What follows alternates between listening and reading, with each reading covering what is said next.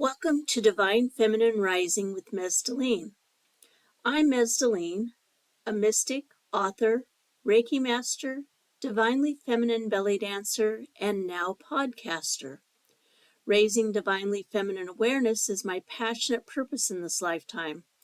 Guiding people towards empowerment and personal transformation is my joy. My intention with this podcast is to entertain, educate, and illuminate as I share the power and magic of the divine feminine. Thank you so much for being here. I'm grateful for your time and attention. This episode is about not taking things personally, and I'll tell you later what slugs have to do with it. I think that at some point in our lives, we tend to take things personally, whether it's a remark we take as an insult or a critique of our work that we take as an attack. We might feel hurt or we might feel defensive. As a child, I was chubby and I was bullied by the other kids on the playground, called fatso and other names. I took it personally and it hurt. When my first husband fell in love with another woman, I took it personal. As a kid, I blamed myself for being fat and causing myself to be a target. As a young woman, I blamed myself for being so ugly and useless that my husband couldn't possibly love me. So for me, taking things personally was a destructive tendency. But fortunately, I was able to receive tools and support so that I could learn the art of not taking things personally. It wasn't easy, but I did it and was a lot happier for the effort to change my mindset. And believe me, it is definitely a change of mindset. So the reality of it is that we each have our own unique experiences. Nobody has the same experiences as somebody else. And it's our experiences and what happens to us in life that create the lens through which we see the world. This is our perception of things. So this might seem obvious that, we all have a different experience, but the reality is we often perceive other people as seeing things the way we do. Have you ever noticed that with yourself? It's like someone else might do or say something and you're surprised because that's not what you would do or say. Really, they have their own perception, their own way of seeing things that is completely unique to them and different than your way. So when I was a child, I'd been conditioned by abuse to perceive myself as unwanted, unworthy, and basically worthless. So when the kids on the playground called me names, it reinforced those feelings, and it was painful. When my daughter was a young teen, she came home from school one day and she said that some person called her a bitch. Well, my reaction was, "Oh, no, honey, I'm so sorry. That must have really hurt your feelings." And she just looked at me with her eyebrows raised and she said, "It didn't hurt my feelings. I know I'm not a bitch." That was such a great lesson for me. Her perception, her lens was completely different than mine, or what mine was at her age. So for me, I know that I personally come from a place of love 95% or more of the time. That is something that I have worked on my whole life, is to be as loving as possible. However, at times, I've said something that someone else took as an insult based on their own perception. Here's a story from my own experience. I had a boyfriend whose sister's name was Diana. My sister was also named Diana. And one day I was talking to my mom and I said, Roger's sister Diana is so pretty. And my mom snapped back at me and she said, "I can't believe you're calling your sister ugly." And I had to just stop and think for a minute because I was very confused. I was complimenting one Diana, but my mother took it as an insult to the other Diana. This has happened to me more than once, and there have been times when I've said, I'm responsible for what I say, but I'm not responsible for what you hear. Anyway, I realized later that my mother's reaction was based on her own perception, and that if she had said what I said, she would have meant it in the way that she perceived it, that I was insulting somebody. So another time in my life, I was at a belly dance event with a friend, and we both bought some beautiful fabric from a vendor and put it on layaway. It was really expensive fabric, and it took a few months for me to be able to pay off what I owed her.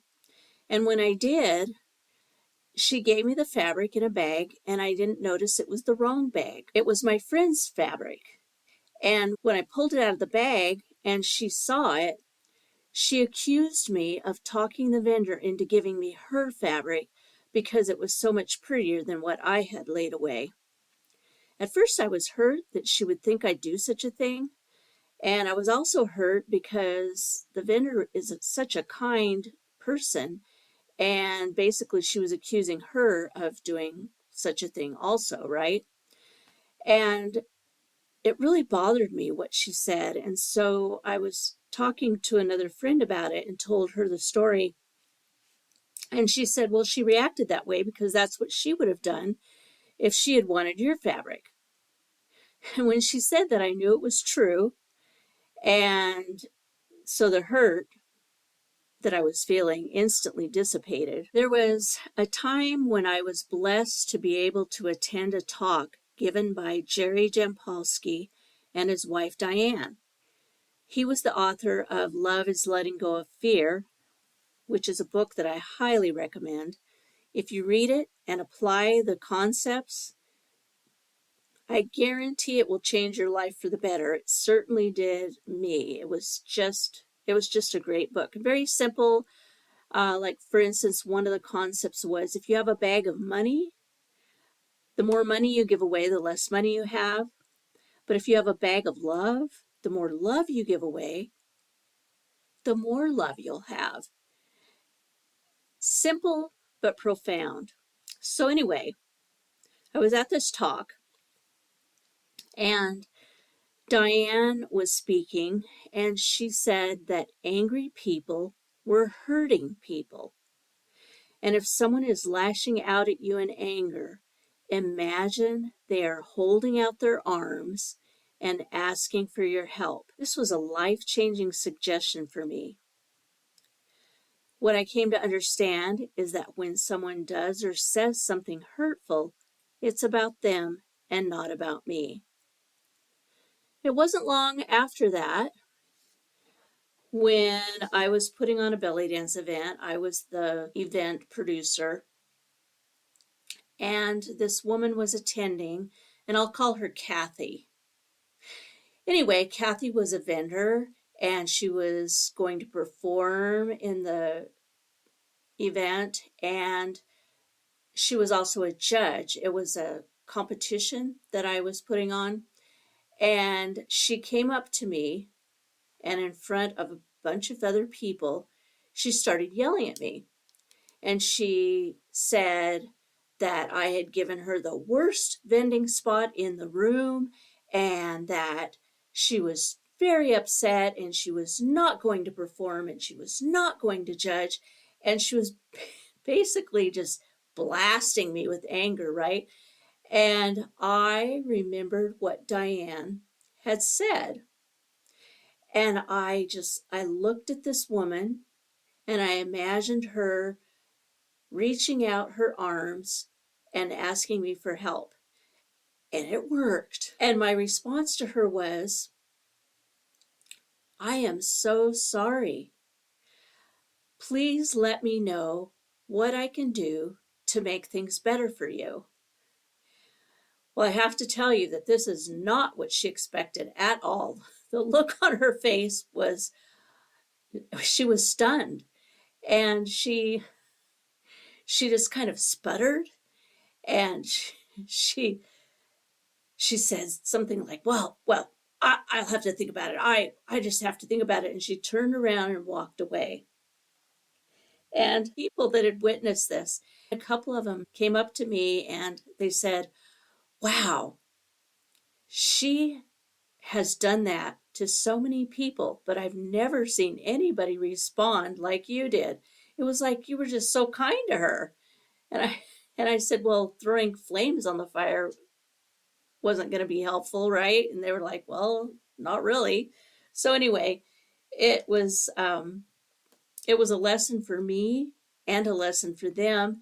And the end of the story is that Kathy, not only did she set up her vending without an issue, she judged when she was supposed to judge, and she performed, and she was just a perfectly lovely person the rest of the weekend. So she needed to be seen and she needed to be heard. And I could have, the old me would have reacted defensively and like, what are you talking about? You know, blah, blah, blah, whatever. But I learned a better way. And when I reacted in that way, this woman felt seen and heard, and then she was okay. So another example that I could give you would be if, for instance, you lose a job due to budget cuts and you've put your whole self into this job for maybe years, and losing this job will definitely impact you personally. It'll affect your finances along with a gazillion other things. However, not taking it personally is having an understanding that it may feel personal, but it's not. It's not about you, but about the company, the administration, the income of the company, whatever. It's also important to have the understanding that your higher self always has your best interest in mind, and that losing this job is in your best interest and will open up an opportunity for something even better. So something can affect you personally, but you don't have to take it personal and hold on to it. We all have triggers and buttons that other people can push.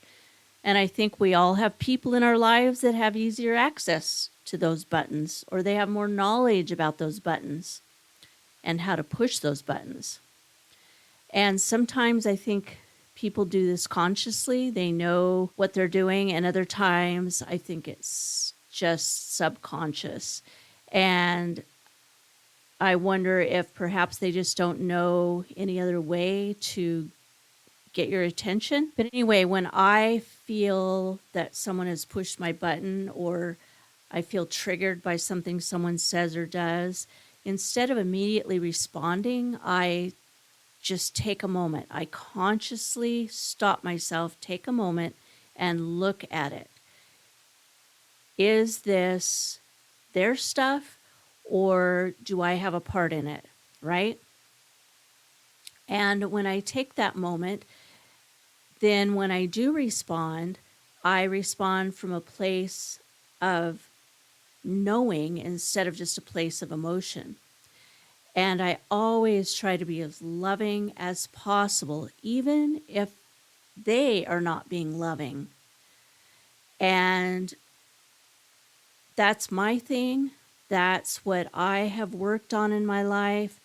And so it's about me and how I want to be in the world. I want to stay conscious of being a loving person. And I want to respond in a conscious and loving way whenever possible. So it doesn't matter what the other person is doing or saying. What matters is how you react to that, right? And if you take a moment to pause and reflect, it can really be a deal breaker when it comes to an angry exchange or the possibility of an angry exchange. So it's also a way of staying in my power when I do that. When I automatically respond to somebody, then I am allowing them to be in charge of me, right?